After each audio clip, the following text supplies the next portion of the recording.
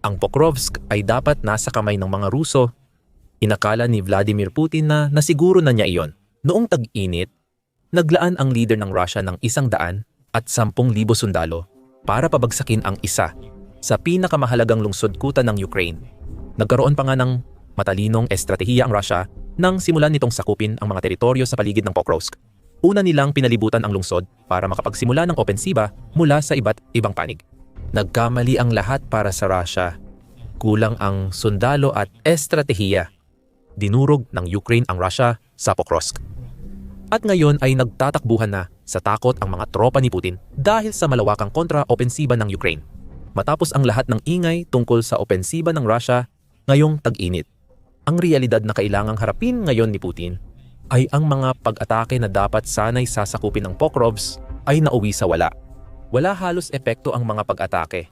Kontrolado pa rin ng Ukraine ang Pokrovsk at muling nababawi ang maraming pamayanang dating nasakop ng Russia noong tag-init, habang sinasamantala ng Ukraine ang naging resulta ng tag-init na opensiba. Ang 110,000 sundalo na ipinadala ni Putin sa Pokrovsk ay hindi na kasing lakas ng inaasahan niya. Sabi ng Euromaidan Press sa artikulo noong Setyembre, 16 ang natitirang puwersa ng Russia sa Pokrovsk ay gumagawa na lang ng magugulo at madalas mapaminsalang maliliit na pag-atake, na sumisimbolo sa pagbagsak ng isang kampanya na inaasahan sanang maging pinakamalaking tagumpay ng Russia sa 2025. Hindi lang Euromaidan Press ang nagpapansin sa kaguluhan ng opensiba ng Russia sa Pokrovsk ngayon. Sa isang ulat ng labanan noong Setyembre, 12 iniulat ng Institute for the Study of War na kahit patuloy ang mga puwersa ng Russia sa paglulunsad ng mga pag-atake malapit at sa loob ng Pokrovsk, hindi naman talaga umuusad ang mga pag-ataking iyon. Walang naging pag-usad noong Setyembre 12, ngunit maraming impormasyon ang lumitaw na lalong nagiging desperado ang mga sundalo ng Russia. Ayon sa Institute for the Study of War, sinabi ng Ukrainian Assault Corps na mas madalas nang gumagamit ng sibilyang sasakyan ang mga tropang Ruso patungong Pokrovsk para palitan ang mga sundalo. Maliwanag na masamang ideya ito dahil sa maraming drone, mina at artilleriya ng Ukraine, nagiging madaling target ang mga sibilyang sasakyan na gamit ng puwersang Russia dahil wala silang anumang armor na makakapagprotekta sa kanila laban sa mga sandata ng Ukraine. Siyempre, hindi naman ito naging hadlang sa Russia noon.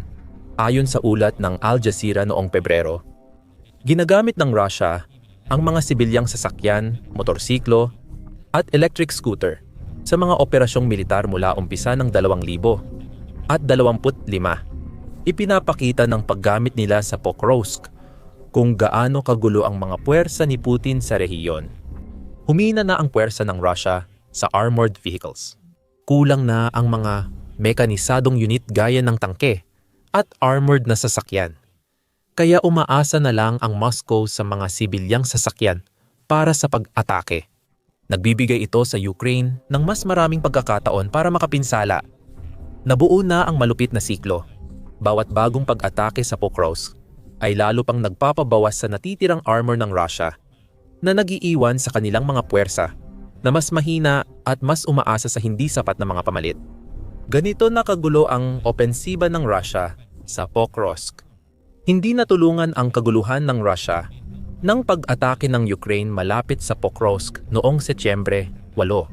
Ayon sa Kiev Independent, nagawa ng Ukraine na sirain ang ilang command post na ginagamit ng center group ng puwersa ng Russia sa Donetsk, pati na rin ang ika-41 Combined Arms Army ng Russia na nag-ooperate sa Pokrovsk. Ang huli ay malinaw na mas mahalaga sa dalawang pag-atake. Ang pagtumba ng command center sa Donetsk ay mabuti para sa Pokrovsk dahil nasa Donetsk ang lungsod. Ayon sa General Staff ng Sandatahang Lakas ng Ukraine sa isang Telegram post, malaki ang epekto ng mga pag-atake sa mga target na militar sa pagkontrol ng unit at dibisyon ng Sandatahang Lakas ng Russia.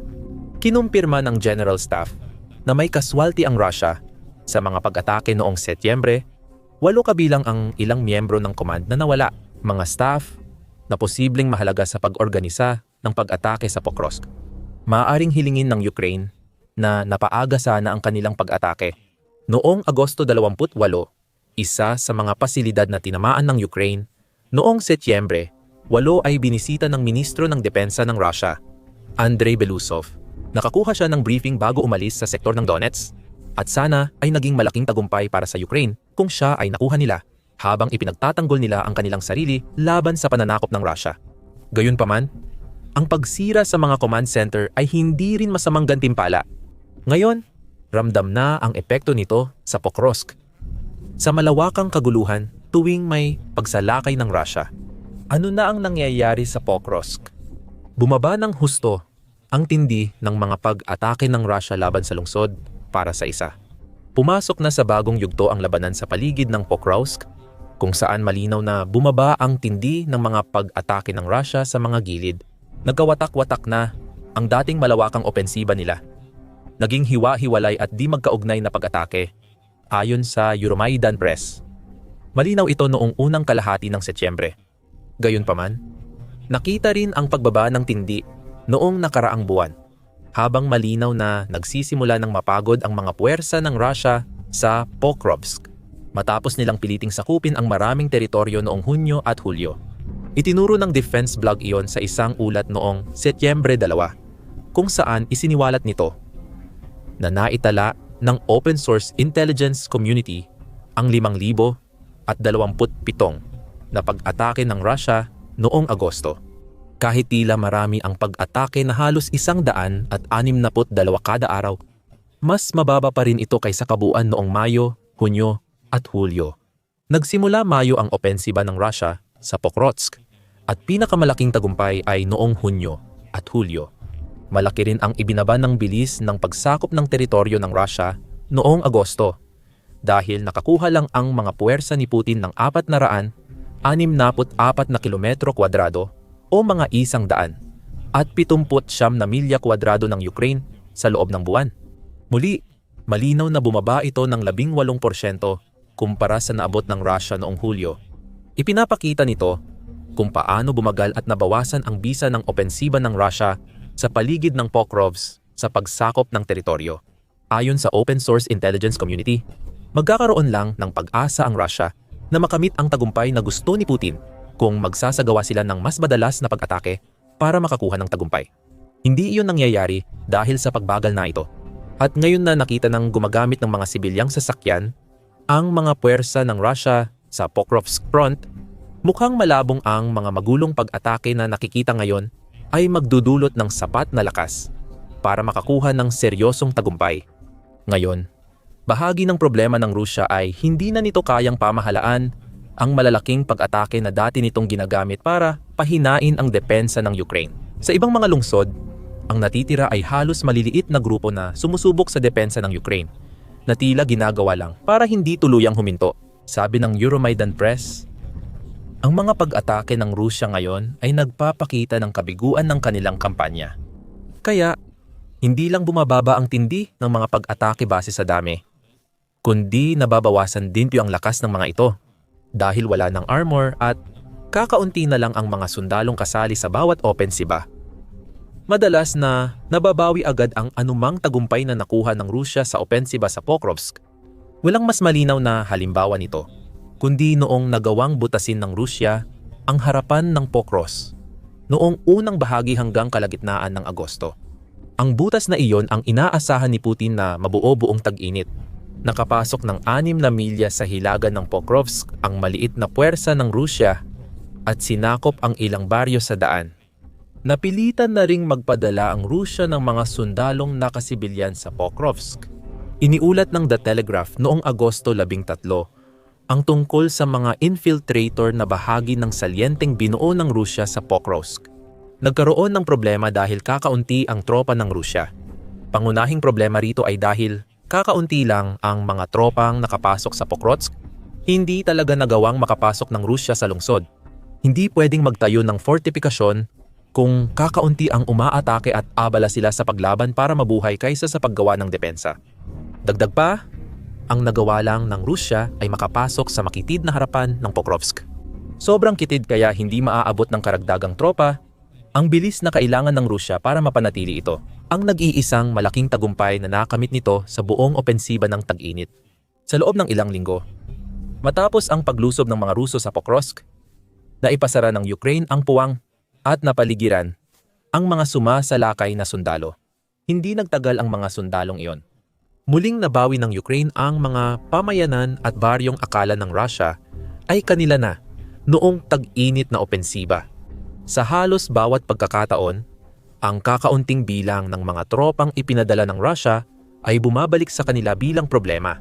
Oo, kaya ng mas maliliit na unit umiwas sa mga drone at umusad ng kaunti. Pero kapag natuklasan, madali silang mapuksa. Habang lumalalim ang Setyembre, nahihirapan ang maliliit na unit dahil kulang sila sa armor at alam na ng Ukraine ang kanilang taktika. Idagdag pa ang pagkawala ng pamumuno at ang resulta ay kaguluhan na sinasabayan ng kakulangan ng lakas ng mga pag-ataking ito. Dahil dito, madalas pumalpak ang Russia at hindi na makaatake. Napilitan ang mga sundalo nilang tumakas mula sa mga teritoryong akala nilang makukuha sa Ukraine. Walang mas malinaw pa dito kundi sa mga pamayanan ng Udachny at Mirnorad sa kanlurang bahagi malapit sa Ordachny. Ang pagsisikap ng Russia ay nauwi sa magulong pagtatangkang makalusot na walang pinagsamang suporta ng armas, ayon sa Euromaidan Press. Sa silangan malapit sa Mirnorad, halos pareho ang kwento. Paisa-isang atake, pag-abandona ng sasakyan, at padalos-dalos na pag-atras habang binabaril ng mga Ukrainian. Ang kakulangan ng suportang armas ang nagpapahirap sa Russia. Gaya rin ng nangyari sa Agosto salient sa Pokrovsk. Ang maliliit na unit ng Russia ay umuusad ng hindi agad namamalayan ng Ukraine hanggang sa makuha nila ang ilang teritoryo nito. Pero dahil sa kakulangan ng organisasyon ng Russia at tila nag-uumpisang krisis sa kagamitan, madalas na walang backup ang mga maliliit na unit na ito dahil ang mga tangke o infantry fighting vehicle ay paminsan-minsan lang dumarating at ang pagkalagas ay nililimitahan kung gaano kadalas silang maipapadala. Ang mga reinforcement, kapag dumating man, ay madalas na huli na o kulang ang bilang para mabago ang resulta. Ayon sa Euromaidan Press, magulo ang mga tangkang paglusot ng Russia na tila walang sapat na koordinasyon na kailangan para gawing matagumpay ang mga ito. Sinusulit ng Ukraine ang kakulangan ng koordinasyon para makaganti. Noong Setyembre 2 iniulat ng Kiev Independent na nagawang palayain ng Ukraine ang Udachny mula sa Russia. Muling nabawi ang isang bayan na ayon sa ulat ay 6 na milya lang sa kanluran ng Pokrovsk. Lahat ng posisyon ng Russia sa nasabing lugar ay winasak ng 400 at 25 Tskala Regiment ng Ukraine. At tinapos ng Ukraine ang kanilang tagumpay sa pamamagitan ng pagtataas ng watawat ng bansa sa Udachny. Nakamit ng Ukraine ang tagumpay sa sabayang pag-atake, ayon sa Euromaidan Press. Sa ataking iyon, nilinis nila ang mga gusali at kampo ng nagkakahiwa-hiwalay na tropang Ruso, kaya nagkaproblema ang Russia. Dapat sana ay nagko-koordina ang mga tropang iyon. Dapat ay organisado sila para makapagtipon-tipon muli kapag nakapasok na sila. Ordachny, na nagbibigay daan sa kanila na makabuo ng depensa habang hinihintay ang dagdag na puwersa. Dahil wala ang mga commander, naghiwa-hiwalay ang mga sundalong Ruso at halos nawalan ng depensa. Kahit may kontra-atake ang Ukraine, pilit pa ring binabawi ng Russia ang mga teritoryong nawala sa Udachny, pero tila hindi buo ang loob nila. Ngunit ang kanilang mga pag-atake ay maliit at madaling hulaan, kaya't nasasalubong ito ng Ukraine ng matitibay na depensa. Humantong ito sa tiyak na pagkalugi ng Russia. Ganito rin ang nangyari sa silangang Mirnorad, kung saan napigilan ng Ukrainian ang ilang armored na pag-atake ng Russian. Bago tuluyang tapusin ang mga natira, iniulat ng Euromaidan Press. Nagpost din ito ng larawan mula sa isang Ukrainian na video na nagpapakita ng mga sundalong Russian na umaalis sa kanilang posisyon at tumatakas mula sa puwersa ng Ukraine sa Rodivka. Pumapabor na sa Ukraine ang momentum sa Pokrovsk at nagiging karaniwan ang ganitong pagtakas ng mga Russian. Karaniwan na ngayon na si Commander-in-Chief ng Armed Forces of Ukraine, Oleksandr Syrsky, ay nagulat ng ilang malalaking tagumpay ng Ukraine noong Agosto. Matinding pagsubok ang Agosto 2000 at 25 para sa militar. Ngunit nakamit natin ang maraming positibong resulta. Ito ang konklusyon ko mula sa pagpupulong para ibuod ang performance ng Armed Forces noong Agosto. Ayon sa ulat ng Pravda, sinasabi ni Syrskyi, at pagsapit ng katapusan ng Agosto, nabawi na ng Ukraine ang humigit kumulang 58 na kilometro kwadrado o mga 22 na milya kwadrado mula sa Russia. Pagsapit ng katapusan ng buwan, iniulat ni Syrskyi na nawalan ang Russia ng 28,700 sundalo dahil sa pagkamatay o pagkasugat. Ang mga pagkalugi ay bumabalik sa siklo na nabanggit natin. Habang humihina ang pag-atake ng Russia sa Pokrovsk, mas nagiging vulnerable ang kanilang mga sundalo. Bawat magulong pag-atake ay mas mahina kaysa sa nauna, at ang mga pagkalugi dahil sa kahinaang iyon ay lalo pang nagpapalala sa sitwasyon ng Russia. Hindi natutulungan ang mga tropa ni Putin ng katotohanang hindi lang kamatayan at pagkasugat ang nagpapabawas sa kanilang bilang. Noong Setyembre 12 iniulat ng Kiev Post na sa mga nakaraang linggo ay nahuli ng Ukraine ang hindi bababa sa 69 na sundalong Ruso sa rehiyon ng Pokrovsk. May ebidensya ring nagpapakita na lagpas 100 ang bilang. Ilan sa mga sundalong iyon ay nagbigay rin ng mga naitalang pahayag na nagpapakita kung gaano nakagulo ang kanilang mga pag-atake. Sabi nila, madalas silang inuutusang pumasok sa teritoryo ng Ukraine nang naglalakad, imbes na direktang salakayin ang mga puwersa ng Ukraine gaya ng dati nilang ginagawa. Gumagalaw sila sa grupong 10 katao, pumapasok sa lugar, naguhukay ng posisyon, at kadalasang nagtatago sa silong ng gusali habang hinihintay ang dagdag na puwersa. Maaari itong gumana pero kadalasan, bihirang dumating ang tulong. Kadalasang pinuputol ng Ukraine ang mga rutang ginamit ng mga sumalakay para makapasok sa kanilang teritoryo. Nagiging sanhi ito ng mga pag-ikid na nauuwi sa pagkakapatay o pagkakahuli ng mga sundalong Ruso. Isa pang mahalagang punto dito ay ang mga nahuling sundalo ay nagiging pinagmumulan ng impormasyon. Sino ang nakakaalam kung ano ang natututuhan ng Ukraine mula sa mga nahuling sundalo o paano ginagamit ito laban sa Russia habang bumabagsak ang opensiba ni Putin Pokrovsk? Lahat ng ito ay nagpapalala sa desperadong kalagayan ng Russia. Desperado na sila at umaasa sa estratehiyang dati na nilang sinubukan sa ibang rehiyon. Pero di ito gagana sa Pokrovsk. Palihim na pinapasok ang mga sundalo sa pamamagitan ng mga imburnal at katulad na mga tubo. Dahil sa kabiguan, bumaling muli ang command ng Russia sa mga simbolikong operasyon para mailigtas ang dangal nila. Ayon sa Euromaidan Press, ang sagot, nakakagulat man, ay ulitin ang kilalang pipe operation. Ipasok ang tropa sa mga imburnal sa pag-asang makapasok sa Pokrovsk at mag-record ng pag-usad. Lumabas sa social media ang mga video ng taktikang ito ng Russia ayon kay Meza. Noong Setyembre 4, kumpirmado ng Ukraine ang mga video na iyon. Totoong mga sundalong Ruso nga ang gumagala sa mga imburnal ng Pokrovsk. Siyempre, nabahala ang mga tagapagtanggol ng Ukraine sa pangyayaring ito. Lalo na't nagawa ng Russia na gamitin ang katulad na taktika para magtagumpay sa Kursk. Kaya kumonsulta ang Ukraine sa isang inhinyero. Ayon kay tagapagsalita ng militar na si Oleksiy Belsky, ibinunyag ng inhinyero na walang dapat ikabahala ang Ukraine at imposibleng mangyari ito. Ayon kay Belsky, ang tubo ay 60 sentimetro ang lapad. Ang tubong dinaanan nila sa Kursk ay 1.5 metro ang lapad at may lamang gas, habang ito naman ay isang hindi naaalaga ang imburnal. Sinusubukan ng mga sundalo ng Rusya na gayahin si Andy Dufresne sa mga tubo ng imburnal na hindi naman nila kayang pasukin. Hindi na kailangang ipagtanggol ng Ukraine ang sarili laban sa mga atake rito.